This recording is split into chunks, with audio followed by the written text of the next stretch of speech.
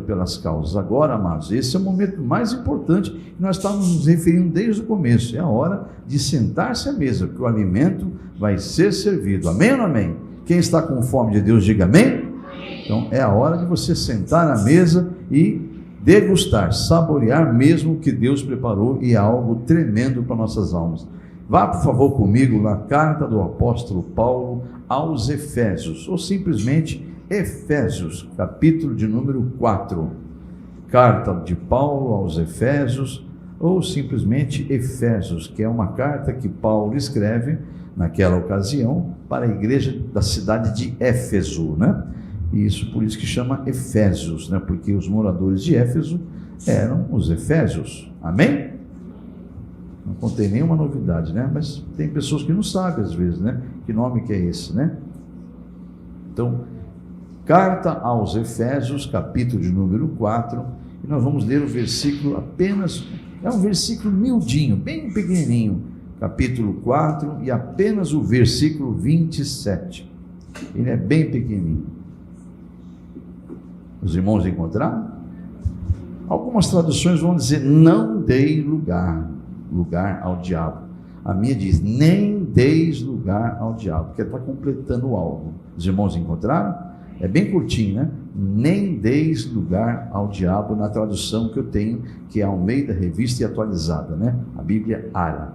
Mas tem traduções, uma linguagem mais apropriada para os dias de hoje, que fala: não deem lugar ao diabo, não deem, né? Amém?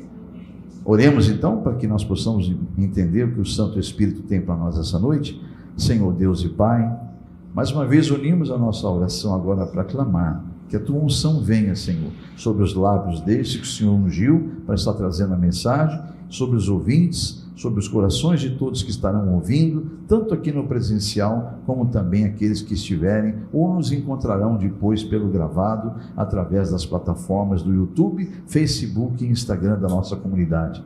Pai, é para a tua glória que tudo acontecerá aqui, e o nome do Senhor será glorificado, desde que a tua igreja, Senhor, disponham-se a ouvir a tua palavra com zelo. E em nome de teu Filho Jesus, não permita que o inimigo venha roubar a semente que o Senhor semeará nessas terras preparadas pelo Senhor, de estarem aqui, tanto no presencial como também pelas plataformas, em nome de Jesus. Amados, antes de mais nada, eu preciso entrar no contexto histórico desta passagem, já que a leitura foi bem dinâmica, né? Bem curtinho esse versículo, né? Nem deis lugar ao diabo, ou não deem lugar ao diabo, né?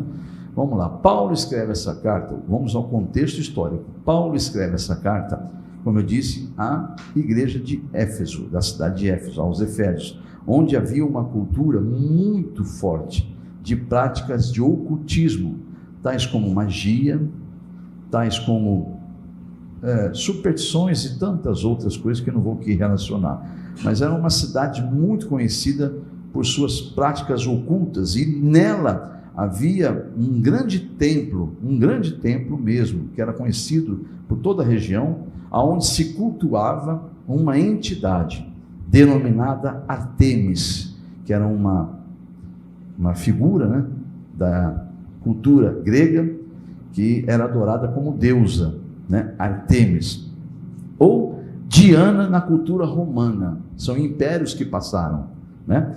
Então era a mesma entidade era adorada na Grécia, chamada Artemis. A mesma entidade na cultura romana era como Diana. Na verdade, amado, ambas eram a mesma figura, eram apenas nomes dados em situações de culturas diferentes, mas o nome era trocado, mas era a mesma cultura de adoração, porque em todo lugar era conhecida como a mãe da natureza. Meu Deus, a grande mãe da natureza. Olha aí como o diabo é nojento, né, amados? Ele age da mesma forma até os dias de hoje, onde diversas partes do mundo se tem aí nomes e nomes e nomes e nomes, né? Obviamente eles disfarçam hoje, né, colocando que não são mais deuses, são outras coisas, né? Mas tudo é uma enganação do diabo para que a glória de Deus seja retirada, porque Deus jamais divide a glória dele com qualquer outro ser, porque só Ele é Senhor e é Criador. E ele deixa muito claro isso lá no Velho Testamento, quando revela ao profeta Isaías, para deixar isso muito claro ao povo de Israel, para que eles não adorassem a nada mais além de Deus. Então ele deixa bem claro, e isso chega até nós como escrituras sagradas em Isaías 45, versículo de número 5 e 6. Então Isaías é o livro, capítulo 45 e os versículos 5 e 6. Então veja bem o que Deus deixa claro: eu sou o Senhor e não há outro, além de mim não há Deus. Eu te cingirei, e ainda que não me conheces, para que saiba, versículo 6, que até ao nascente do sol, até o poente, que além de mim não há outro. Eu sou o Senhor e não há outro. Diga amém. Se você pegar o contexto dessa passagem de Isaías, Deus se dirigindo a um rei ímpio, chamado Ciro. Aí já é uma outra pregação, mas Deus levantou um ímpio para salvar o povo dele. Então, esse rei tem um encontro com Deus, esse rei se converte, é um rei pagão, é o rei Ciro, que eu não vou entrar nesse mérito agora, senão vou ter que me alongar muito. Então, só para você saber o contexto dessa mensagem lá em Isaías, mas o recado dele é um recado para o mundo, olha, gente, para qualquer um, não era só para Ciro, chega até nós dizendo, não há outro. Vou lá ler de novo, eu sou o Senhor, e não há outro, além de mim não há Deus. Amém? Então, ele vai deixar claro, lá no finalzinho do versículo 6, além de mim não há outro, porque eu sou o Senhor, não há outro, e ponto final, diga amém? Paulo, muito preocupado com a cultura errada, equivocada, pagã, que aquela igreja de Efésios tinha antes da conversão, e percebendo que o diabo estava começando a enviar setas do ocultismo, usando falsos profetas para enganar os convertidos, os novos convertidos, e faziam isso com superstições, porque era uma cidade rica de superstições. Nossa, rica, que eu falo assim, com muita superstição, mas pobre de espírito, né? Que superstição é coisa do diabo, né? Para quem não sabe, cuidado com esse negócio de superstição, né? Então, em nome de Jesus, entenda isso. Paulo percebeu que estava sendo introduzido dentro da igreja de Éfeso culturas pagãs de volta disfarçadas, e quem estava fazendo aquilo eram falsos profetas. Então, ele resolveu, pelo Espírito Santo, instruído pelo Senhor, Espírito Santo, porque nenhuma escritura sagrada é escrita é inspiração do homem, é tudo inspiração do Senhor. Então, a Bíblia deixa isso claro, toda a escritura sagrada é inspirada pelo Espírito Santo. Alguém pode concordar com isso, dizendo amém? Então, resolveu Paulo, então, pelo Espírito Santo, escrever esta carta aos Efésios. Se você ler o contexto de Efésios, que nós estamos lendo ali, no capítulo 4, outros versículos, você vai compreender melhor o que está sendo orientado aqui dentro do contexto histórico. Mas vamos lá. O que Paulo queria fazer é convencê-los a não dar ouvidos àqueles falsos profetas, a eles manterem tudo que foram ensinados por ele e pelos outros apóstolos, né? E mantendo uma unidade, uma única fé, uma unidade, para que não houvesse divisão entre eles, e muito menos a volta de superstições, né? A fim de que tais práticas não voltassem para dentro da igreja de Efésios. Então, que eles avançassem cada vez mais no aperfeiçoamento da verdadeira fé. A igreja está compreendendo?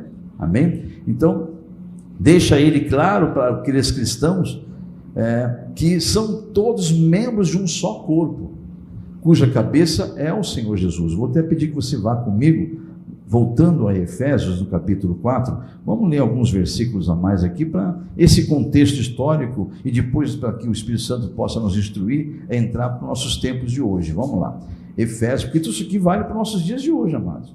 Capítulo 4, de carta aos Efésios, capítulo 4, tudo que eu disse até agora, vamos resumir alguns versículos que Deus me deu aqui, ó. Vamos começar pelo versículo 1 e vamos até o versículo 6, capítulo 4 de Efésios, versículo 1 ao 6.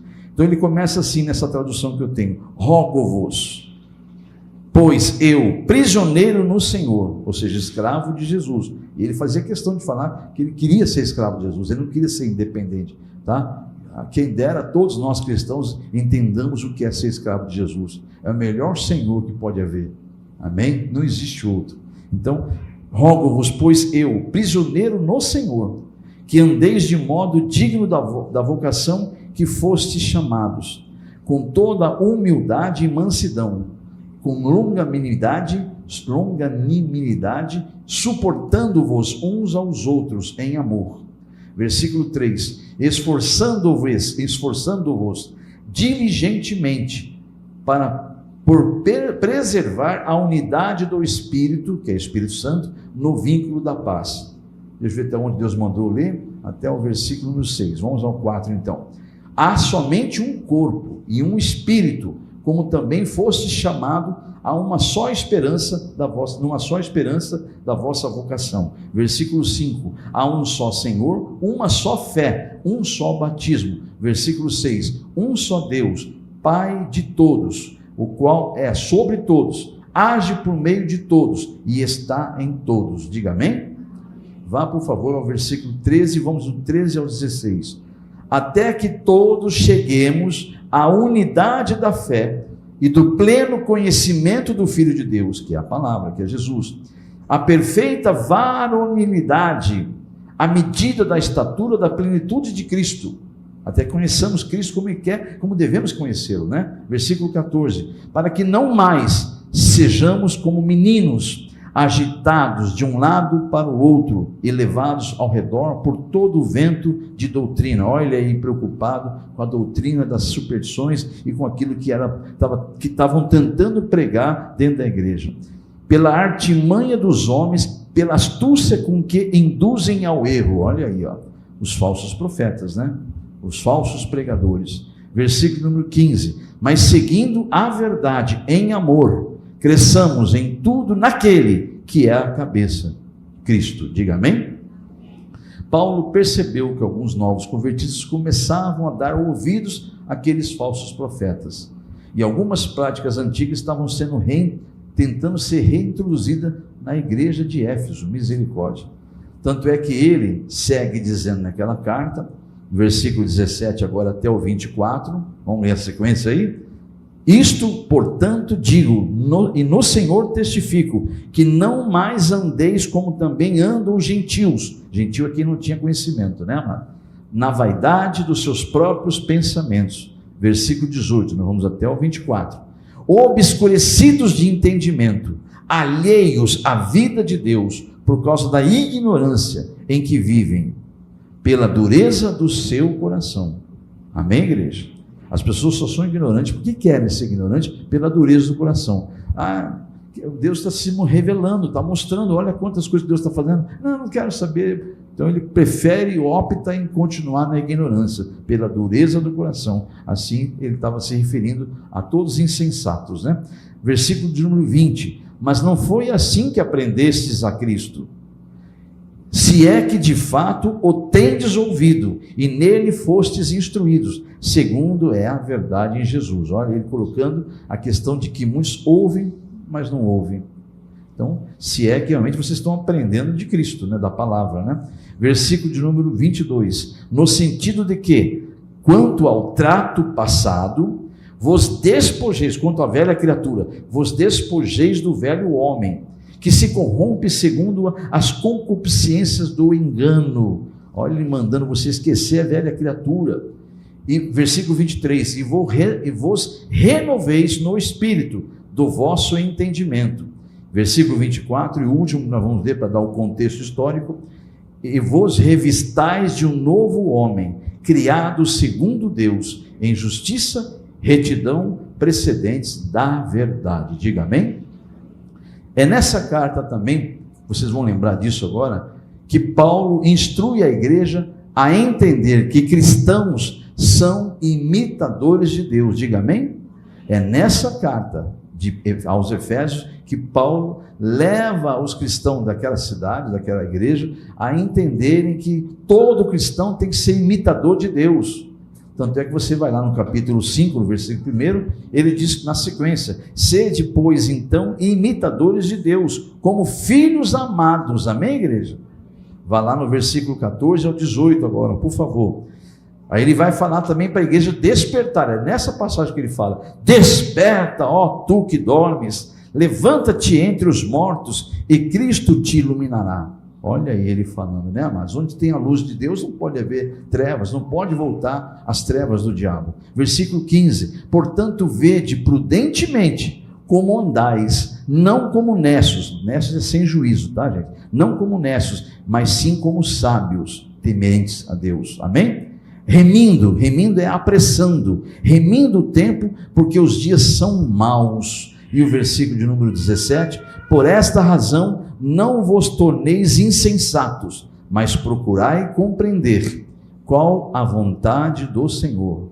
Versículo 18: e não vos embriagueis com vinho, com este mundo, né? Com as coisas deste mundo, no qual há dissolução, mas enchei-vos do Espírito Santo. Diga amém? Então eu convido você a refletir sobre todas essas passagens, porque o Senhor está nos instruindo como não deixar de ser um cristão verdadeiro, ou como se afastar de todo aquilo que o inimigo tenta trazer para dentro dos costumes da igreja. Cuidado. Então é nessa carta que ele pede para você, para nós cristãos, lembrarmos que nós somos imitadores de quem? E não do mundo, né, amado? Agora, trazendo isso para os nossos dias, vemos realmente que o inimigo age da mesma forma, da mesma maneira que daqueles tempos lá daquela igreja. Só que hoje ele faz de uma forma mais astuta. Tem colocado dentro das igrejas as mesmas práticas do mundo, disfarçadas, é claro, né? Ele tem colocado dentro das igrejas práticas do mundo. A igreja está se amoldando ao mundo, achando que Deus é mutável. Não, isso é coisa antiga, nós temos que evoluir. É a evolução dos tempos. Irmãos, misericórdia. A igreja tem que imitar Jesus, a Deus, não imitar o mundo. Amém, amém? Misericórdia. A igreja está imitando o mundo. Misericórdia, igreja. Deus não muda. Diga para o teu irmão do lado: Deus não muda. Amém? Ou seja, o seu caráter é imutável. Os seus princípios são imutáveis. Princípios básicos, amados, como não mentir. Amém? Não enganar as pessoas. Deus é imutável, Ele não muda. O seu caráter, os seus princípios são únicos, são imutáveis e devem ser mantidos dentro da igreja de Jesus e passado de gerações e gerações. Por isso que ele pede lá, ele ordena, não pede, lá em Provérbios, capítulo de número 22, versículo número 6. Capítulo 22 e versículo 6. Ensina a criança o caminho em que deve andar, no caminho em que deve andar. E ainda quando for velho, já adulto, né, não se desviará dele. Diga amém? Agora, como é que se ensina alguém, amados? Como é que se ensina alguém? A resposta é: todo e qualquer ensinamento é feito por exemplos práticos. Amém ou amém? Não tem ensinamento melhor do que ensinar na prática. Vamos lá. Numa escola, ou num colégio, ou numa faculdade, vamos imaginar uma matéria que eu não suporto, essa matéria, não gostei, mas era obrigado a fazer, né? A aprender. Então, eu não tive muita sorte com professores, talvez seja isso, mas eu nunca gostei de matemática, né? Eu nunca gostei mesmo. E a matemática, ela é complexa. As regras da matemática são complexas.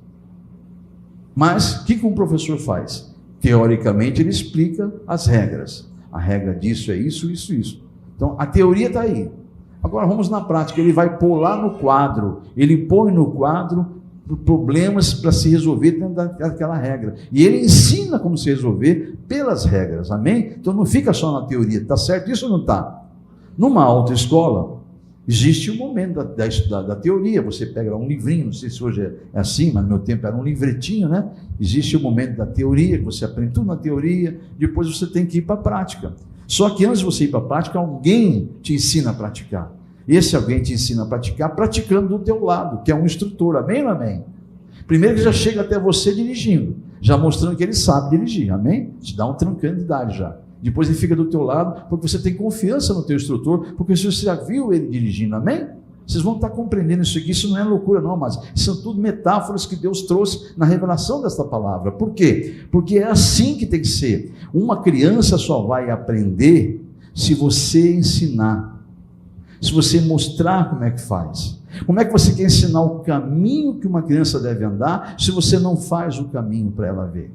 Você está compreendendo, igreja?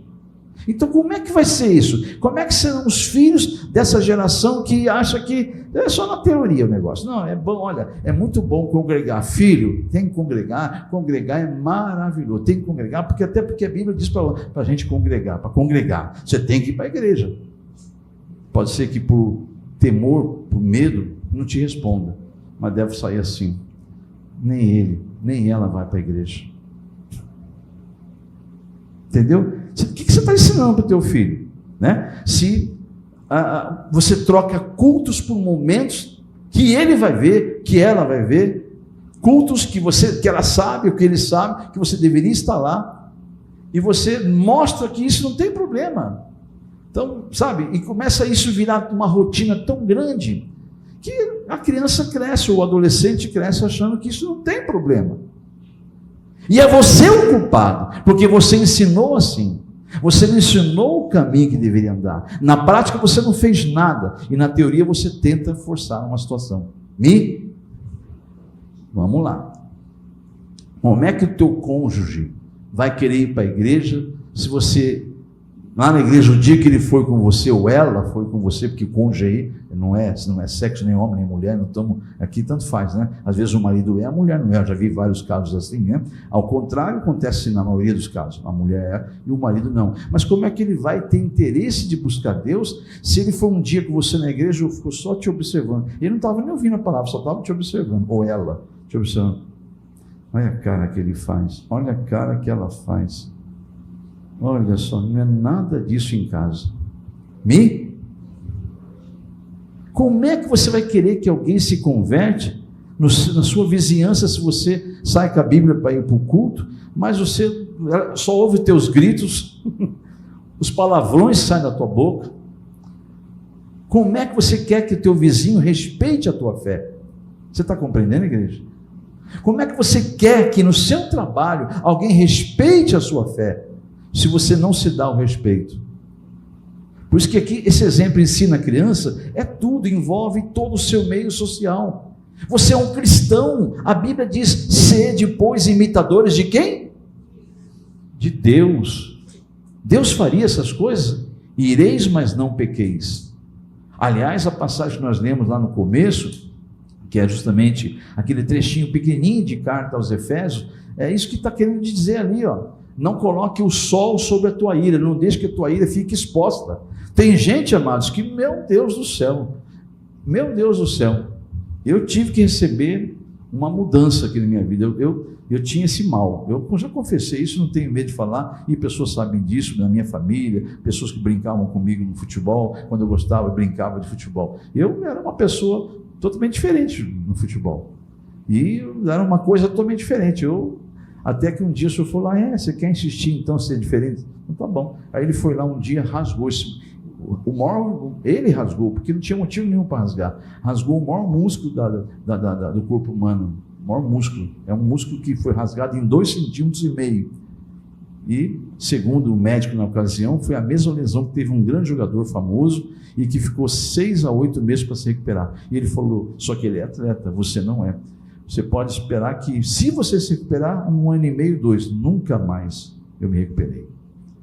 Porque Deus falou, chega, já que você não quer por bem, e eu te ungi, você vai pelo caminho errado. Por quê? Porque eu era uma coisa aqui, lá dentro daquelas 4 linhas, eu era outra coisa. Eu estou confessando que essa é a verdade. Então, amados, isso vale para a gente prega para a igreja, mas está pregando para a gente mesmo. Você está compreendendo? Então, irmão, nós temos que aprender como é que alguém vai respeitar a sua fé, como é que alguém vai desejar ir para conhecer Jesus, sendo que ele deveria estar sendo apresentado por você no seu meio social. E você não tem feito isso, amado. Você tem envergonhado a obra de Deus com atitudes que são vergonhosas realmente, que são coisas que não deveriam estar acontecendo, sendo que a Bíblia revela lá em Romanos, para quem não sabe, gente, só diga para o teu irmão do lado, senão ele começa a se entristecer, começa a desanimar, diga para o teu irmão do lado, a libertação é para o teu bem, é para o nosso bem, diga amém? Toda disciplina é para um propósito só, para que você cresça, amém? Deus só disciplina quem ama, amém? Porque Ele vos trata como filhos, é a Bíblia que fala isso, amados, não sou eu não estou aqui disciplinando ninguém não, mas eu preciso, acabei de confessar um erro meu aqui do passado, recente ainda, questão de uns 8 anos atrás, mais ou menos, eu sofri esse problema, e nunca mais voltei a ter atividade, não posso ter mais mesmo. Então, voltando para cá, Romanos 8 deixa claro uma coisa, aqui você pode colocar quem você quiser, a Bíblia fala em Romanos 8, versículo 19 e 20, presta atenção, ela fala que o mundo está aguardando, há uma grande expectativa do mundo, das almas que estão no mundo, pela manifestação dos filhos de Deus, porque a alma daquela pessoa que ainda está no mundo, mesmo sem conhecer Jesus, ela sente que, olha, puxa vida, entrou um cristão agora aqui na nossa empresa, agora as coisas vão mudar, porque ele vai orar, ele vai interceder, e é pior do que nós.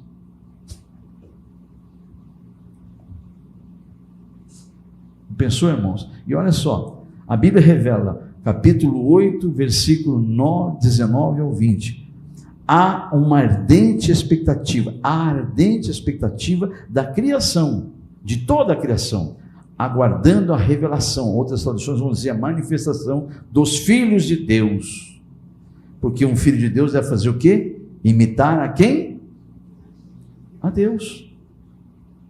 Então as almas têm uma expectativa, as almas estão, meio que oculto, sabe? As pessoas fazem isso involuntariamente, porque as almas delas estão esperando isso, e elas estão presas a alguma coisa, mas vê uma possibilidade, mudou aqui do lado agora uma vizinha, eu fiquei sabendo que ela é cristã, que bom, esse bairro vai melhorar, aí de repente ela escuta lá, tuf, né? Barulho de punk, de música doidona, e a mulher cantando e dançando. Tem uma vizinha minha lá que esses apartamentos de hoje é uma casquinha de ovo, né? Se você espiar, você pode gritar, esperar que se alguém tivesse de educação, te responde, saúde, porque escuta tudo, né? E tem uma vizinha nossa lá, que ela faz uma mistura, irmão, vocês não fazem ideia, e canta louvor, mas sabe assim, nossa, daqui a pouco ela entra numa música bem mundana mesmo assim, sabe? Eu fico só pensando, meu Deus do céu, Senhor, concorda? É, não é? Então tá aí, ó, o jovem Natan dando risada e concordando, porque é assim, amados. E assim está o mundo entrando dentro das igrejas. Onde eu fui lavar meu carro, um lava-jato aí, grande, e louvor fluindo. E um cara, sabe, todo, não vou falar o que ele estava, mas assim, você via claramente que era mundano, inclusive com vícios, fedia, um dos funcionários daquele lava-jato, e o louvor tocando, ele cantando, eu cheguei, estava acabando de limpar meu carro, né, porque eu fui da praia, então tive que fazer uma limpeza de praia, ele estava acabando, e o cara cantando louvor, sabe nem que estava cantando, estava lá com cigarrão na boca e louvando, a chupetinha do diabo na boca e louvando. O mundo está entrando nas igrejas, amado. Por quê? Porque é interessante, os falsos profetas acham isso interessante, porque o negócio deles não é a sua salvação, o negócio deles é cadeiras cheias, é templos cheios. Então, amados, a expectativa do seu vizinho, do seu colega de trabalho, quando você entrou naquela empresa, a expectativa de quando você mudou para aquele bairro, quando você entrou na escola, alguém ficou sabendo que você era um cristão na faculdade, sentou do lado e falou, agora eu sei porque minha avó ou minha mãe, aí são as pessoas respeitadas, né? Que pode ter sido chamado de xarope, como é que chama quando alguém é fanático, né? Que com certeza, quando uma pessoa se mantém fiel ao Senhor, ali não abre mão dos seus princípios, amém, igreja? É chamado primeiramente de fanático e começa a ser chamado de muita coisa, só que, pode ter certeza, amado, o mundo está te observando, fica firme com Jesus para você ver. Eu tenho certeza que pessoas aqui dentro, hoje, que chamaram eles ou elas de fanáticos, de fanática, hoje estão dizendo assim, não fale assim da minha avó, não fale assim do meu pai, não fale assim da minha mãe, não fale assim do meu irmão. porque eu conheço a vida dele, eu conheço a vida dela. Sempre se deu respeito à fé deles, ou à fé dela. Por quê? Porque você manteve-se firme, você esforçou-se para ser imitador de quem? De Deus, né? Não foi se adequando, se amoldando ao mundo. Então, amados, só para finalizar, a igreja tem o poder de mudar o rumo da família.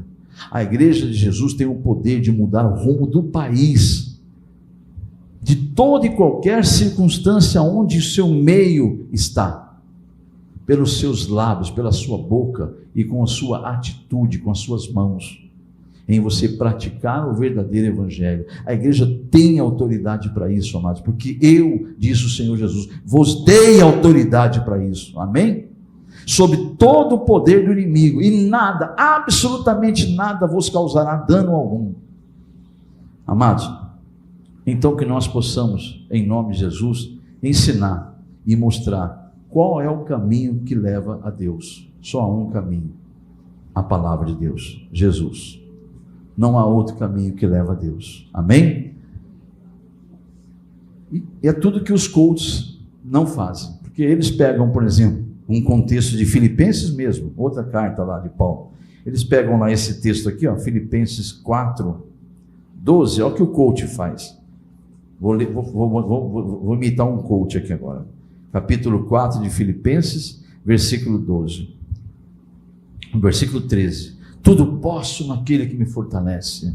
Gente, você pode sim conquistar aquela tua casa, você pode conquistar aquele emprego, você pode, porque tudo você pode naquele que te fortalece. Para de pensar pequeno, porque Deus quer que você pense grande, porque você é importante para Deus, Ele quer ver o seu sucesso, porque é bom que o mundo veja o teu sucesso. Então pare de pensar pequeno e pense que você tudo pode naquele que te fortalece. Esse é o contexto de Filipenses 4?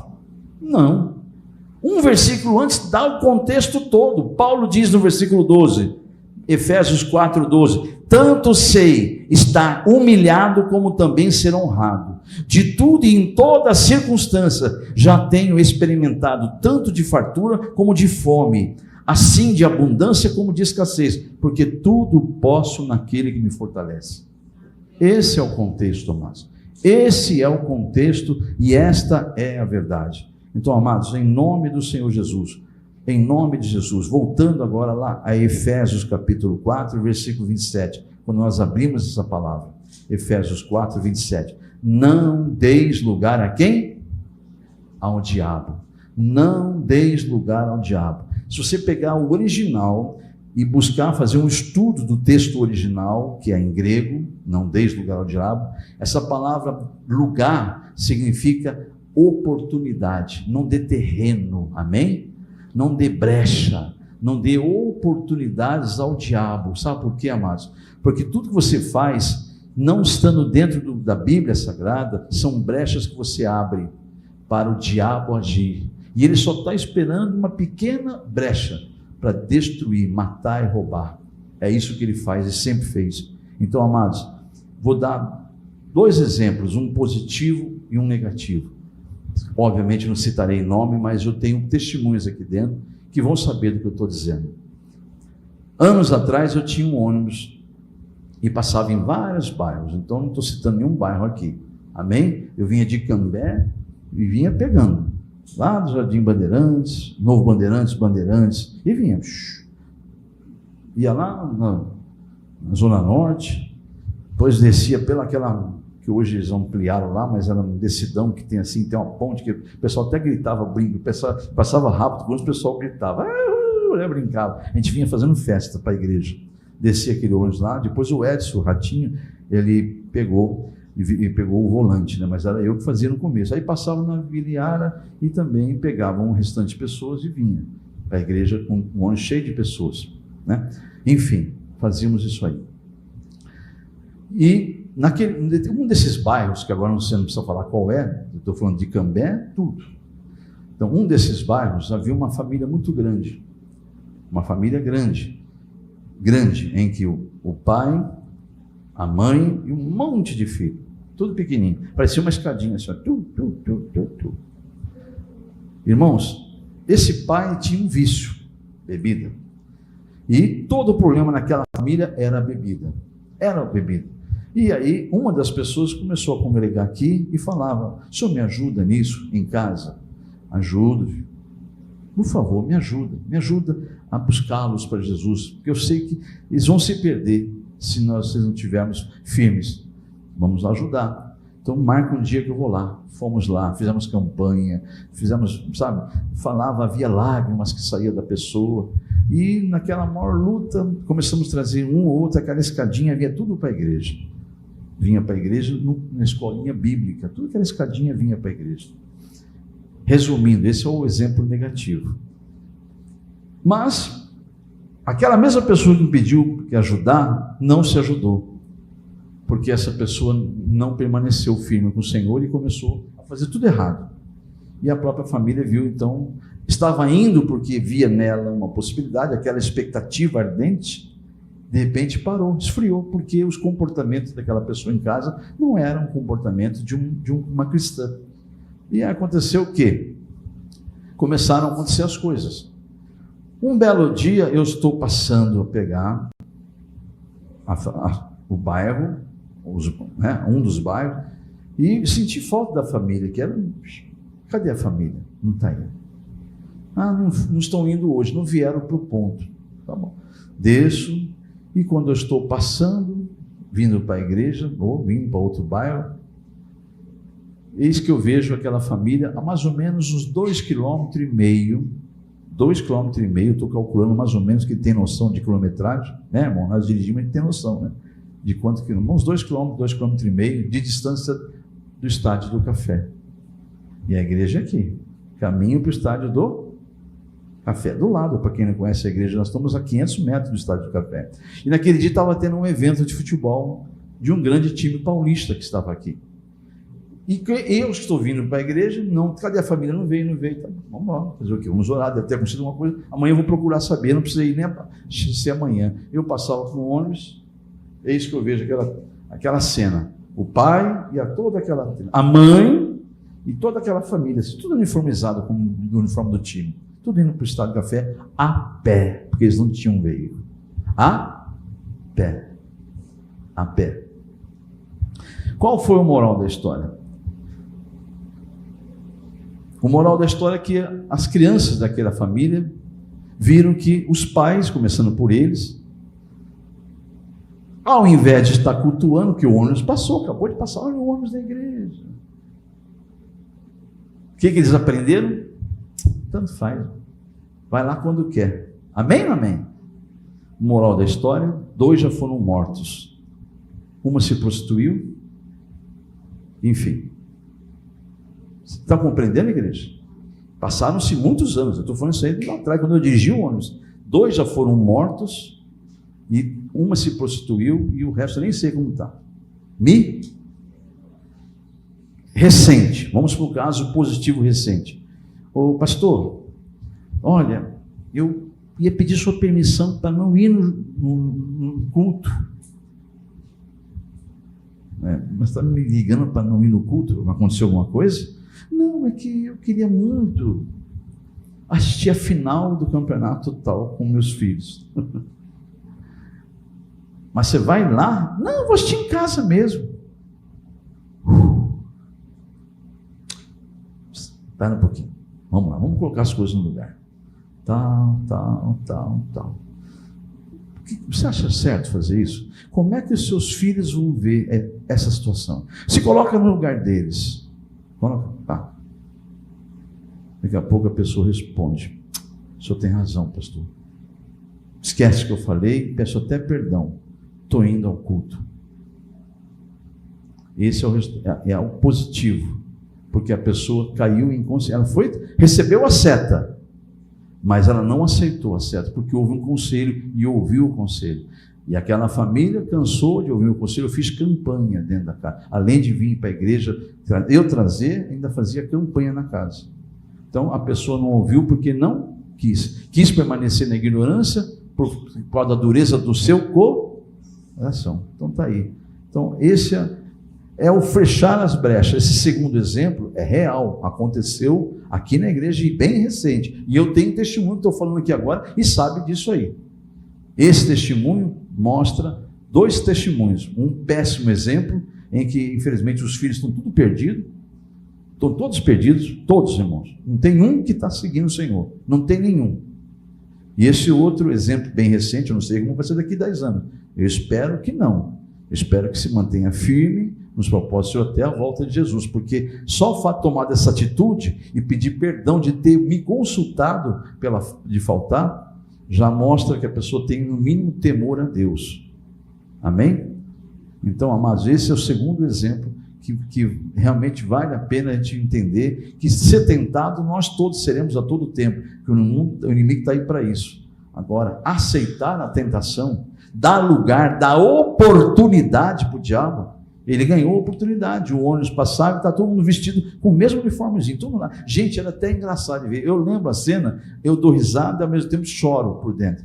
Eu vi, ninguém me contou, eu vi a cena, eu passei por eles, dirigindo o ônibus. Eu falei, meu Deus, está lá. Porque eles estavam indo num lugar que a calçada não cabia, tinha que atravessar uma rua perigosa. Então atravessaram tudo em filinha indiana. E eu vi aquela cena, porque eles eram com a mãe e o pai, devia ser uns 5, 6 filhos. E tudo uma escadinha assim. Então é uma cena triste que eu só tenho que lamentar, porque deu lugar ao diabo, deu a ele brecha, deu a ele oportunidade, que é tudo que ele deseja. Em razão disso tudo, meus irmãos, que nós, pelo Espírito Santo, trouxemos essa mensagem com o tema fechando as brechas. Diga amém?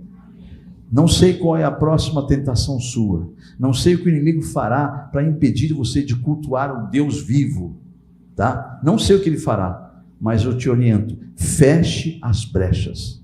Amém? Feche as brechas, porque o inimigo não está brincando de ser inimigo. Ele só está nesse mundo para uma coisa, é matar, é roubar e é destruir. Amém? Coloque-se em pé, igreja. A igreja entendeu essa mensagem? Deus, eu não posso ir além, como eu sempre falo, porque eu sei que o Senhor sabe que até aqui foi o que o Senhor me orientou. Se eu passar disso, será eu falando, e eu não tenho nada de mim para dar para eles, porque eu acabei de confessar para eles aqui publicamente, até por rede mundial, que anos atrás eu cometi esse erro. Era uma coisa aqui, e lá naquelas 4 linhas eu me transformava. Até que o Senhor falava e não adiantava, falava e não adiantava. Minha carne tinha o desejo de continuar fazendo a coisa errada. O que aconteceu? O Senhor então mudou a minha história. Não pelos meios que me agradou. Foi muito sofrimento, foi muito difícil aguentar, e até hoje ainda tenho sequelas daquilo lá. Então eu peço a Deus que o Senhor testifique no coração deles que eu não falei nada de mim, Pai. Eu só trouxe aquilo que o Senhor revelou para a tua única e exclusiva glória. Liberta, Senhor, cura, restaura essas almas, transforma-as, Pai. Salva, Senhor, em nome de Jesus. Amém, igreja? Você recebe essa palavra de bom grado? Que Deus possa testificar isso, vendo isso no teu coração, em nome de Jesus. Estenda as mãos para cá, igreja.